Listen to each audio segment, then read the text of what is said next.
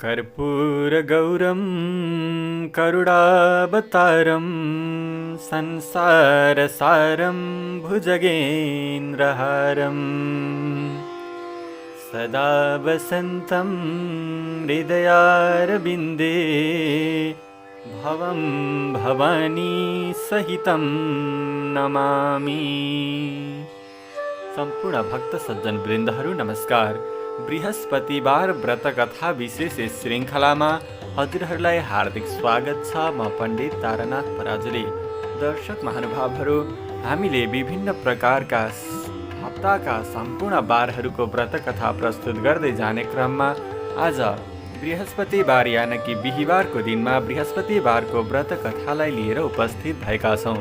दर्शक महानुभावहरू, बृहस्पति अर्थात् गुरुबारको दिनमा बृहस्पतेश्वर शिवजीको पञ्चोपचार अथवा षोडशोपचारले पूजन गर्नाले, त्यसै गरी दिन रातमा एक छाक हविष्य भोजन गर्नाले, पहेँलो वस्त्र धारण गर्नाले, पहेँलो फुलको माला भगवानलाई अर्पण गर्नाले, त्यसै गरी पहेँलो चन्दन चढाएर पूजा गर्नाले बृहस्पति नाम गरेका ग्रह प्रसन्न हुनुहुन्छ, गुरु प्रसन्न हुनुहुन्छ भने विशेष गरेर श्री महादेव प्रसन्न हुनुहुन्छ। उहाँहरूबाट धन र विद्याको लाभ हुन्छ।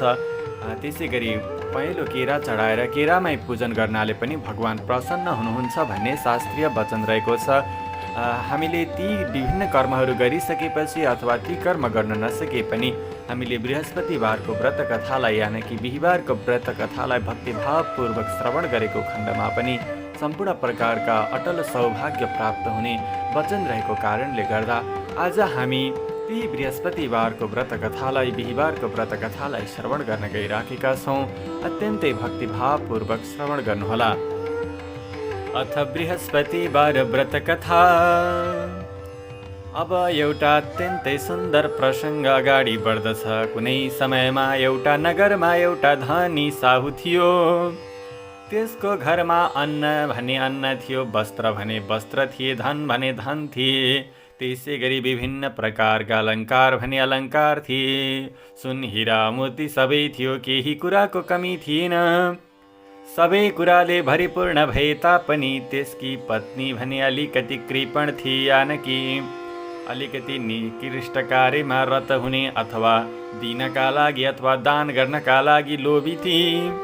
त्यो कुनै माग्नेलाई भिक्षा पनि कहिल्यै दिँदैनथे। दिनभरि आफ्ना घरको काममा लागिरहन्थे।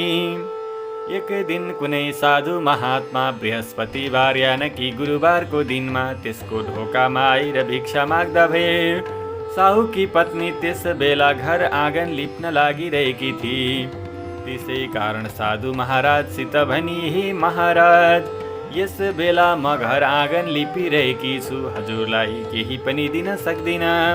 फेरि कहिले अवकाशको अवसरमा आउनुहोला। अर्कोचोटि हजुर आउँदा अवश्य पनि मैले हजुरलाई भिक्षा दिएर पठाउनेछु। त्यस्तो भनिसकेपछि ती भिक्षुक रित्तै हात फर्किए। केही दिनपछि उनै महात्मा भिक्षुक फेरि आएर भिक्षा मागे। ती साउनीले त्यस बेला आफ्ना बालकलाई भोजन खुवाउन लागेकी थिइन्। अतः उनले भनिन्, महाराज, म के गरौँ, मलाई फुर्सद छैन, यसै निम्ति म हजुरलाई केही पनि दिन सक्दिन। फेरि उनै महात्मा तेस्रो पल्ट फर्केर आए। फेरि पहिल्यै जस्तै टार्ने कुरा गरेर पठाइन्। अनि महात्माले भने, कि तिमीलाई पुरा अवकाश प्राप्त हुन्छ अनि मलाई भिक्षा दिने विचार छ? तब ती साहुनीले भनिन्, ठिक भन्नुभयो महाराज, मैले घरको कामबाट कहिल्यै पनि छुटकारा पाइन।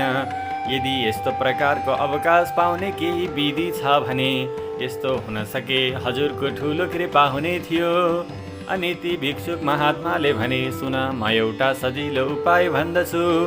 बृहस्पतिबार यानि कि बिहिबारको दिनमा झल्ल घाम लागिसकेपछि उठ्नु र घर आँगन बढारी सबै फोहोर जम्मा पारी एउटा कुनामा राखिदिनु। भान्सा घर पनि सफा पार्नु पर्दैन। अनि स्नान आदि सकेर घरका परिवारहरूलाई सुनाइदेऊ। आज सबैले दारी कपाल खौरने काम अवश्य गर्नु।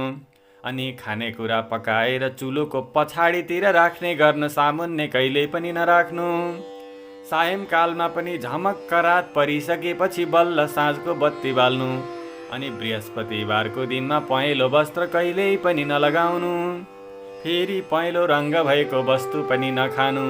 यदि यति गर्न सक्यौ भने तिमीलाई कुनै पनि घरको काम गर्ने आवश्यकता पर्दैन। घरको केही काम गर्न नपर्ने भन्ने ठानेर गुरुले पक्कै पनि राम्रो आदेश दिएका छन् भन्ने सोचेर ती कृपण ती साउनीले बिहान झलमल्ल घाम लागिसकेपछि बल्ल उठिन्। घर आँगन बढारेर कसिङ्गर घरको एउटा कुनामा लगेर थुप्र्याइदिन्।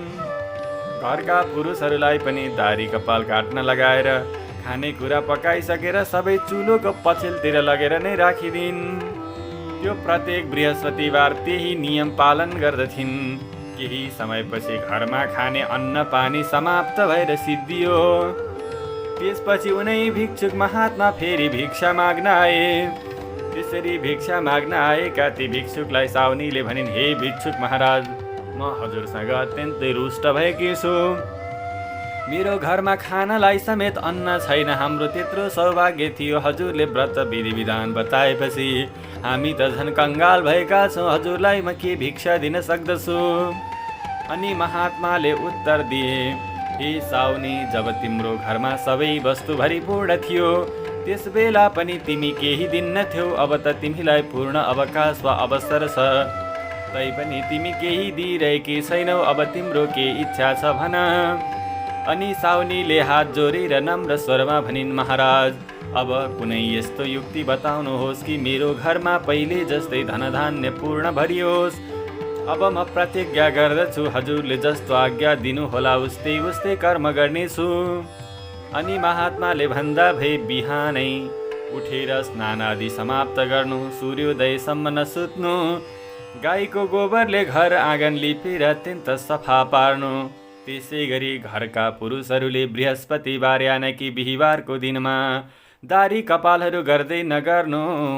विशेष गरेर बुधबार वा शुक्रबार नै गर्ने गर्नु।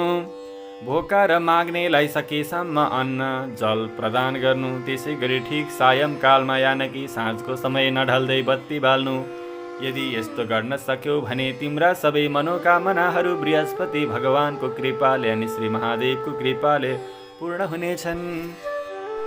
महात्माको आज्ञा अनुसार साहुनीले फेरि पहिले जुन नराम्रा कर्महरू गरेकी थिइन् तिनीहरूलाई बिर्सिएर फेरि राम्रो प्रकारले व्रतको सम्पादन गर्न लागिन्। बृहस्पतिबारको दिनमा बिहान सबेरै उठिन्।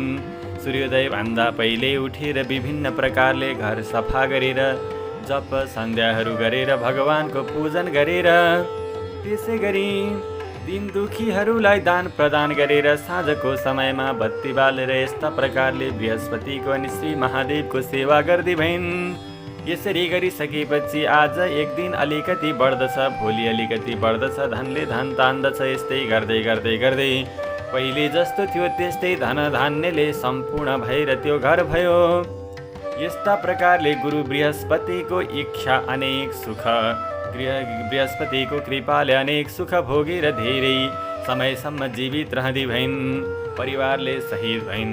अन्तमा भगवानको सत्कृपाले गर्दा उनी पनि परमलोकमा जान सक्दै भइन्। जसरी ती साहुजीको इच्छा पूर्ण भयो त्यसै गरी बृहस्पति भगवानको पहेँलो वस्त्र, पहेँलो फुल, पहेँलो जनै, सुपारी, पान र नैवेद्य आदि अर्पण गरेर पञ्चोपचार वा षोडशोपचारले बृहस्पति भगवानको पूजा आराधना गरे।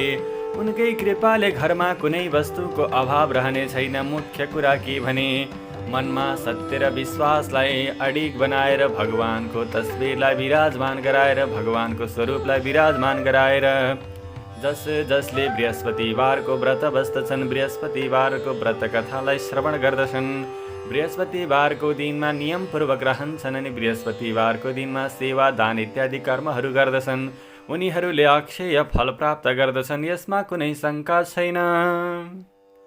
हवस् त दर्शक महानुभावहरू, आजको यस श्रृङ्खलामा हामीले बृहस्पतिबारको एउटा महिमालाई श्रवण गऱ्यौँ, बृहस्पतिबारको व्रत कथालाई श्रवण गऱ्यौँ।